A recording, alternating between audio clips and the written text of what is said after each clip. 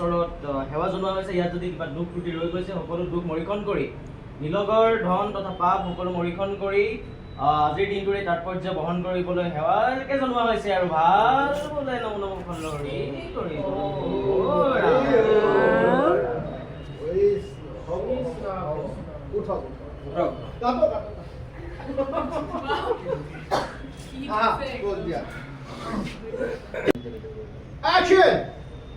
সকলোৱে সেৱাক ল'ব লাগে।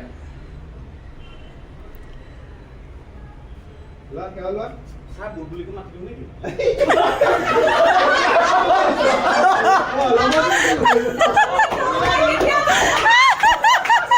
এইটো মজা লাগিছে, এইটো মজা।